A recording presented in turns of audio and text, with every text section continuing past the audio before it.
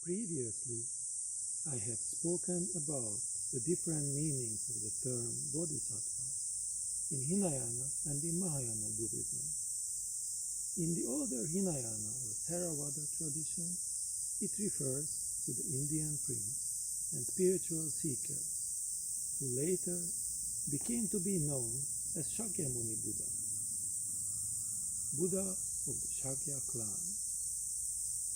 I have also tried to shed light on what Bodhisattva might mean in the Mahayana Buddhist tradition by saying that it is a much broader term. Anyone, any human or spiritual being might be referred to as a Bodhisattva who selflessly aims to help others to advance on the Buddhist path.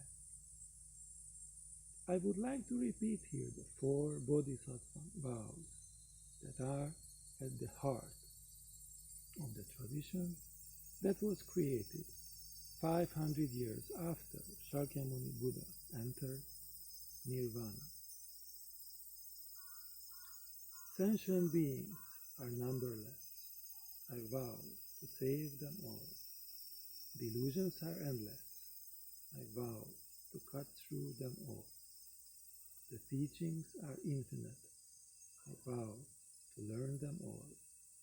The Buddha's way is inconceivable. I vow to attain it.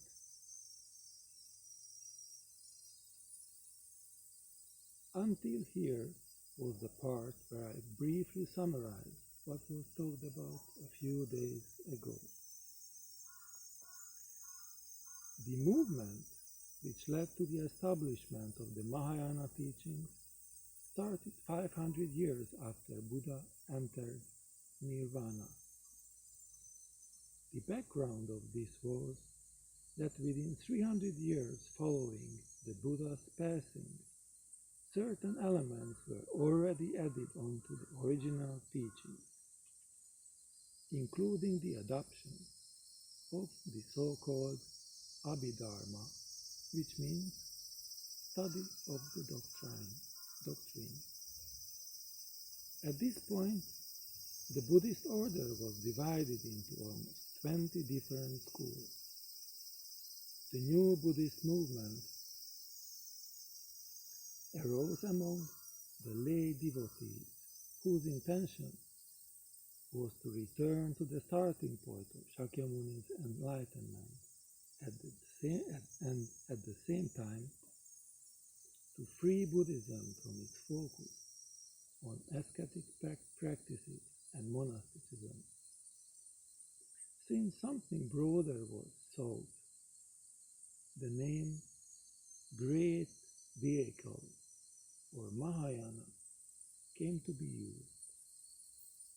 The Mahayana concept of Bodhisattva is founded on the belief that the Buddha had many former lives, but chose to be reborn each time to aid humanity. This was then held up as an ultimate ideal. An intrinsic possibility was also recognized, the possibility that each person has within to become a Buddha. We can see here the basic principles of Mahayana Buddhism. All living beings have a Buddha nature, meaning that we all can attain Buddhahood. The first priority is placed on helping others, following the ideal of the Bodhisattva. The new movement also adopted several new scriptures. These were the Heart Sutra, the Diamond Sutra, the Lotus Sutra, the Infinite Life Sutra, and some others. The new teachings were organized systematically by great beings such as Nagarjuna, Asanga, Vasubandhu, and others. This is how far I've spoken about the Mahayana movement today and its basic principles, as well as its broad and altruistic nature. Let us move on now to the part that has also something to do with our present life, with this present moment. The practical part of meditating with a question. Let us bring up the question that I have been continuously proposing to be meditated with. What is that thing that we normally refer to as a cat, beyond the name and beyond the form?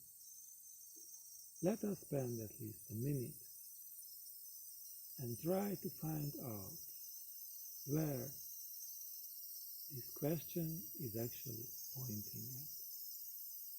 What is that thing we normally refer to as a cat, beyond the name and beyond the form? What is that?